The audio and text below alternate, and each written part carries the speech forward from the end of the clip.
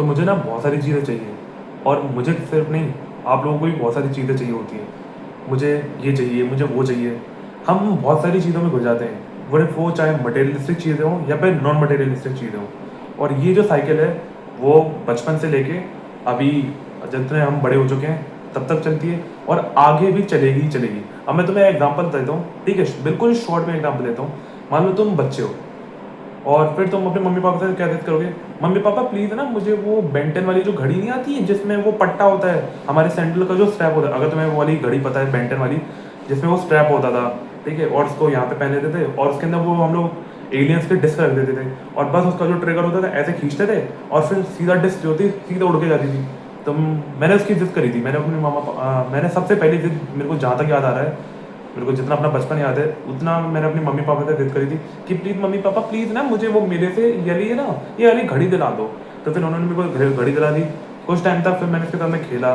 फिर उसके बाद मेरी जो डिमांड थी वो और ज़्यादा बढ़ गई।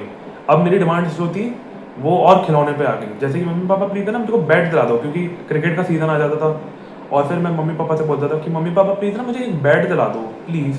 फिर कभी मैं बोलता था मम्मी पापा मेरी ना बॉल जो है नाली में चली गई है और निकाल कोई नहीं रहा है, तो प्लीज़ मेरे को एक नई बॉल दिला दो, क्योंकि उन लोगों ने बोला है जब तक तेरे पास बॉल नहीं होगी तब तक तू खेलेगा नहीं। तो फिर बॉल दिला देते थे। फिर बैट बॉल से हमारा थोड़ा सा वो ध्यान भटक भटक गया, और फिर उसके बाद फिर मैं मम्मी पापा से बोलता था कि मम्मी पापा मेरे को ना एक बैडमिंटन दिला दो, क्योंकि लोग जो है अब बैडमिंटन खेल रहे हैं, तो मेरे को बैडमिंटन दिला दो। मेरे को है ना शटल कॉक का एक पूरा सेट दिला दो। मैंने बहुत सारी चीज़ों की डिमांड करी थी। फिर उसके बाद मेरी डिमांड और फिर से बढ़ती है, और इस बार मैं खाने के ऊपर पहुँचता हूँ। वैसे तो मैं बीच बीच में होता था, कभी खेल कभी खाना, फिर खेल फिर खाना, यही चल रहा था मेरी पूरी ज़िंदगी में। कि मम्मी पापा मेरे को ना आइसक्रीम दिला दो, वो भी ऐसी वैसी नहीं, चॉकलेट फ्लेवर। मम्मी प्लीज़ मेरे को बॉर्बन के बिस्कुट दिला दो। ठीक है, ये बात सारी मैंने डिमांड करी थी। फिर जैसे मैं थोड़ा सा और बड़ा हुआ, उसके बाद फिर मेरी डिमांड्स बढ़ गई कि मम्मी पापा मेरे को है ना वहाँ पे जाना है, लोग है ना स्विमिंग जाते हैं, मेरे को भी स्विमिंग जाना है। तो मम्मी पापा ने मेरी वो भी डिमांड पूरी कर दी। फिर मेरी और थोड़ी सी उम्र बढ़ी, फिर उसके बाद ज़्यादातर टाइम जो था ये, अब मैं इस उम्र में आ गया, मतलब 14 से 15 साल की मैं उम्र में आ चुका हूँ। तो इस बार मेरी जो डिमांड है वो ज़्यादातर मेरी पढ़ाई को लेकर ही थी। मैं अपनी बता रहा हूँ तुम लोगों को, तुम्हारी तुम्हारी डिमांड शायद अलग रही होंगी मेरी उम्र में, बट मेरी जो डिमांड थी वो ज़्यादा पढ़ाई को लेकर थी। मम्मी पापा वो स्कूल में ना केमिस्ट्री का प्रैक्टिकल लिखना है मेरे को, तो केमिस्ट्री के लिए मेरे को प्रैक्टिकल नोटबुक चाहिए, मेरे को ना ये बुक चाहिए। मैंने ऑर्गेनिक केमिस्ट्री की मैंने शायद कोई किताब खरीदी थी, अभी शायद वो मेरे पास पड़ी है, लेकिन मेरे को याद नहीं आ रहा कौन सी खरीदी थी मैंने।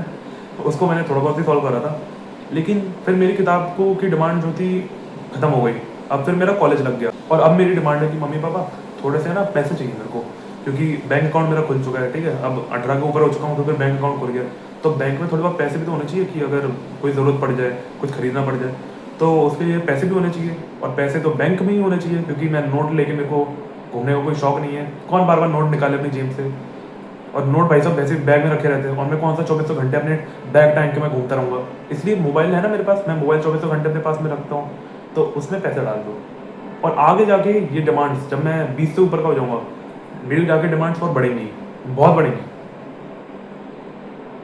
और ये डिमांड्स कभी पूरी नहीं होने वाली मेरी, कभी भी नहीं होने वाली पूरी।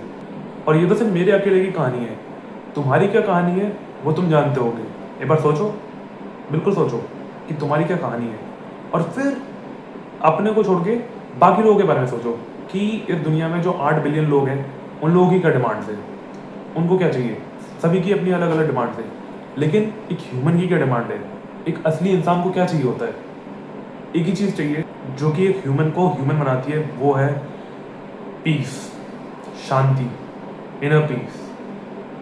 अगर तुम्हारी ज़िंदगी में शांति होगी तो क्या होगा, तुम ज़्यादातर खुश रहने लग जाओगे।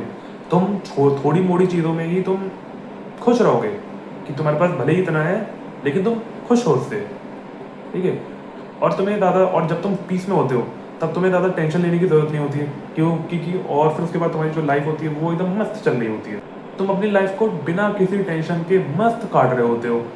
तुम्हारे रिलेशनशिप जो होते हैं वो बाकी लोगों से काफ़ी ज़्यादा इम्प्रूव होते हैं, क्योंकि तुम उनको, क्योंकि सामने वाले को लगता है ना, क्योंकि सामने वाला जब तुम्हें देखेगा कि वो, और वो तुम्हें समझेगा कि यार इसकी ज़िंदगी तो भाई साहब बहुत ही सिंपल है ये, और मेरी ज़िंदगी देखो, मतलब वो तुम्हारी लाइफ को कंपेयर कर रहा है, तुम्हारी नॉर्मल सी सादी सी ज़िंदगी को वो अपनी लाइफ से कंपेयर करेगा।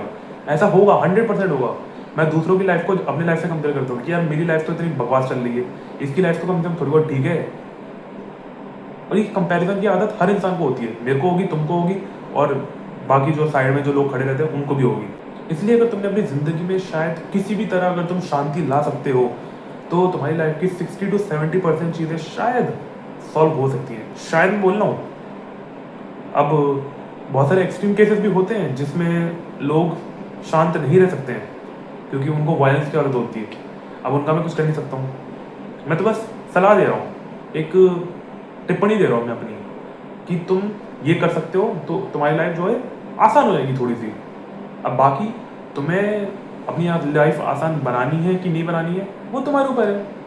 अगर तुम्हें ऐसी ज़िंदगी में मज़ा आ रहा है तो फिर शायद यही तुम्हारी सबसे बेस्ट लाइफ है और शायद तुम इसी को आगे कंटिन्यू करोगे, तो अच्छा है, बहुत बढ़िया है। लेकिन मेरे को ऐसी ज़िंदगी बिल्कुल भी बर्दाश्त नहीं है, मेरे को शांति चाहिए। और शांति मेरा मतलब ये नहीं कि मैं इस घर में बैठा हूँ, इस घर में शांति बिल्कुल नहीं है। अपने एनवायरनमेंट को भी देखना पड़ता है। अगर तुम्हारा एनवायरनमेंट जो है बहुत ज़्यादा वो है वायलेंट और तुम खुश नहीं हो, अंदर ही अंदर तुम डिप्रेस फील करते हो अपने घर में ही, तो एक रास्ता यही है कि तुम अपने घर से बाहर निकल जाओ या फिर अपनी सिटी से बाहर निकल जाओ। लेकिन बहुत मुश्किल है, उसके लिए पैसा होना चाहिए तुम्हारे पास, जो कि नहीं है तुम्हारे पास। तो कमाओ पैसा, तुम क्या ही कर सकते हो। अब नहीं, अब तुम्हारे पास जो चीज़ नहीं है तुम्हें उसको चाहिए, तुम्हें वो चाहिए होगी और तुम किसी तरह तुम रास्ते ढूंढ लोगे, तो ढूंढो। मैं कुछ नहीं बताने वाला क्योंकि मेरे पास कुछ पैसे नहीं है, तो मैं क्या बताऊंगा तुम लोगों को। जब मेरे पास कुछ आ जाएगा तब मैं अलग से मैं कुछ इसके बारे में बताऊंगा। लेकिन अभी मेरे पास ज्ञान है, मैं उस ज्ञान को फेंक देता हूँ तुम्हारे सामने।